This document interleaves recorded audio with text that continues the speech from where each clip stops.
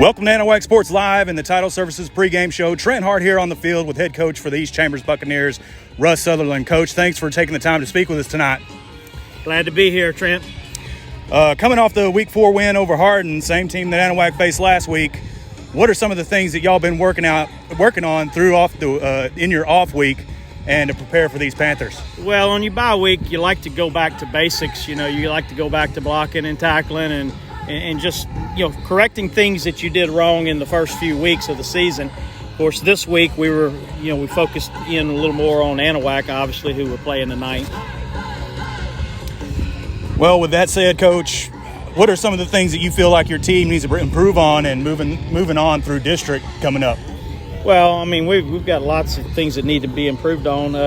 Defensively, I think we need to we need to get a little better there. We need a little more production out of a few positions on the field. Offensively, we've got to finish games. We've had a couple games this year where we've been up big and then kind of just went through the motions in the fourth quarter. We need to be able to finish games, play 4 quarters of high intensity. Well, today y'all are going up against Anahuac. Y'all and Anahuac are no strangers. I mean, y'all meet up every single year. What insight to them from the film that do you have on the type of football that you expect from them tonight? Well, Anahuac is a very solid team. It all starts with having a solid coaching staff. They have a very good coaching staff, and you can see the improvement that's been made the past 2 years that Coach Neese has been at the helm. They're very solid. There's no doubt Anahuac's going to be a playoff team in our district, and we're just hoping that we come out and can play at a high intensity level tonight. Well, let's talk about a little bit about your offensive side of the football. I saw last night in the JV game y'all run a lot out of the pistol, and is that what y'all plan to do here tonight? And who do you rely on to lead that offense? Well, I would consider us to be a multiple offense. We do work out of the shotgun quite a bit, but we also do some things from under. We run a little wing package and do a few other things. So, yeah, it probably all starts with our quarterback, Jacoby Peralt. Obviously, he touches the ball before anybody else does. And then we feel like we have a couple of explosive running backs in Ernest Caesar and Braden Gilry that will get their share of touches tonight. And, and we have some capable receivers also. And it all starts up front. We do like to run the ball, and we feel like we have a pretty solid offensive line that has done a pretty good job of blocking thus far this season. Yeah, it all starts with that front set of linemen, and, without them, you can't control the clock and run that football. What are going to be the keys to victory against this Anahuac Panther team? Well, we're going to have to play good defense tonight. There's no doubt. Anahuac can do some stuff offensively. They're very multiple. They're going to give you a lot of formations. They're going to give you different tempos and speeds, and they just do a lot of things that create problems. So our guys are going to have to recognize sets, get aligned correctly, and then make plays. Absolutely. Well, Coach, thanks again for being with us, and best of luck to y'all tonight. Okay, thank you, Trent. That was Coach Russ Sutherland with the East Chambers Buccaneers as we continue the Title Services Incorporated pregame show. And be sure to stay tuned as we'll be on Facebook Live tonight. No commentary, but please tune into that as we'll be back here shortly right here on Anahuac Sports Live.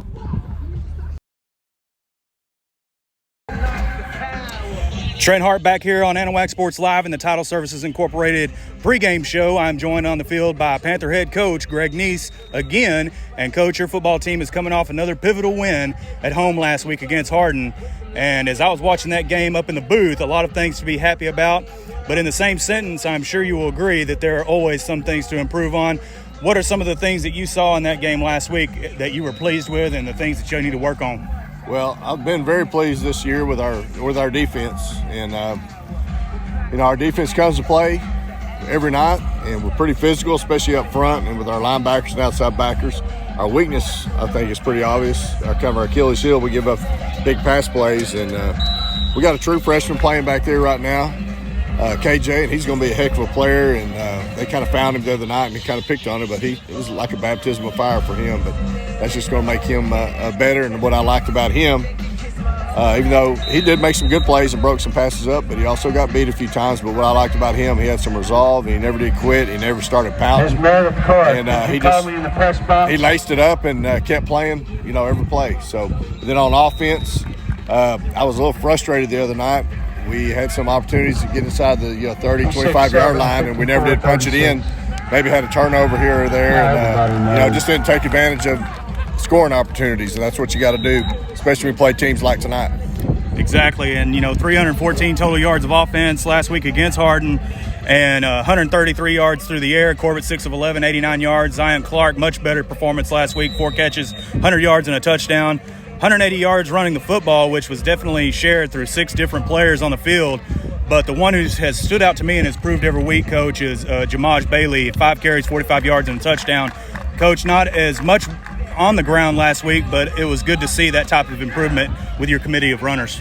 Absolutely, and Jamaj, this is his first time to ever play football, and he's a senior, and he's a big kid. He's probably the best-looking kid on the field every week, and he's 6'2", 225 pounds, and we found him as a running back when we put him on scout team one day about 3 weeks ago, and we had a tough time blocking him.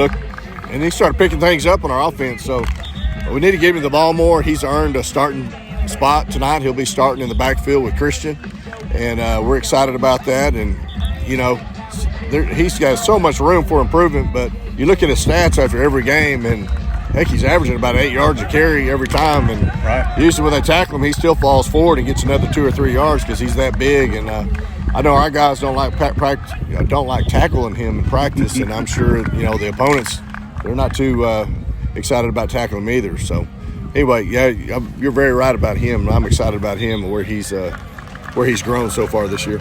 Well, you touched on it earlier, and you're very happy the way your defense is playing. Defensively last week, the Panthers were much better holding Hardin in check for the most part, including a huge play where Logan DeHoyos was able to scoop a loose ball in the backfield and take it in for 6 going into halftime. That play, in my mind, Coach, was the determining play in the game, even though it was early on in the first half or leading into halftime. From what you've seen from the film and East Chambers offense, what will the Panthers have to do to continue that defensive intensity that we saw last week? Well, I'm going to piggyback what you said about Logan DeHoyos. He has really been our heart and soul leader of our football team. So he plays, he gives it, he plays full speed all the time, even in practice, makes our offensive line better. We can't block him in practice. It's frustrating as a coach because we can't get things done really because he's dominating our offensive line. And he does the same thing for us on Friday nights, and that scoop and score was great. It was great to see him do it. It's great to see him have a great year because last year, after about the second or third ball game, he blew his knee out and he didn't get to play. So, the Lord gave him another year of opportunity and healed him up, and he's been a great player, and he's definitely an all-district, first-team all-district player, in my opinion. Maybe some talk about maybe defensive player of the year also. What was your other question? Well, just how do y'all plan to keep on that defensive intensity, here tonight? All right. Okay. Well, we have our hands full tonight. They got weapons everywhere. Really like their quarterback. He started against us last year as a freshman, number 10, and he's a sophomore this year, and he's got a great arm, and he's really matured this year. And they got some players now. Caesar is the guy, number 20, and sometimes he wears 27. I think he has on 20 tonight, but that guy, you can't tackle him in a phone booth. He's one of those guys, and when you watch him run, he's just like running on air. It's like his feet never touch the ground. So we played, as coaches, we played against guys like him. One is Graylin Arnold at Koontz when I was at Kirbyville, and we had a really good defense. And what I talked to our Anahuac Panthers about on defense is when you play guys like that, it takes all 11 to tackle him and contain him. You can't just have one guy tackle him. Everybody's got to converge on him. You can't give anything up to the outside. And our kids at Kirbyville, they love playing against Graylin, and that guy plays for the Philadelphia Eagles right now. And we got after him pretty good at Kirbyville, and I would love to see us do that to Caesar. I mean, that's probably a more tall order for us this year at Anahuac. But that's kind of the game plan, and we want to swarm tackle him. And some of their touchdowns that they had against Hardin that we saw on film is busted plays. They had him hemmed up, and then he reverses field and goes down the other sideline, and for a touchdown. Same thing with the quarterback. So we got to limit that. And He's going to make his plays. We definitely can't let him have some of those backyard football plays go for touchdowns. Right, he's definitely an excellent athlete, and from what I watch, he's got an excellent spin move, and he reverses his field just like you said a lot, and definitely going to have to contain him. And so you just said it, but what are some of the things that the Panthers are going to have to do to win this always tough inter-county rivalry? Well, what our game plan tonight is to kind of like in basketball, when you try to take the air out of the basketball and, kind of stall and let the clock go down. We're going to do that on offense. We're not going to play as fast. We're going to huddle most of the time. And I'm going to get the call in a little bit late. And I think we can drive the football on these guys just watching their defense, especially with our offensive line. And unless they just prove me wrong, but I think we can drive the football. And, it's frustrating when you play teams like that and you're really good on offense and that other team has the ball and they're making first down at the first down, and you look up and the clock is, churned out maybe 5 or 6 minutes, and you still haven't touched the football. I mean, that's kind of the game plan tonight. That's our recipe.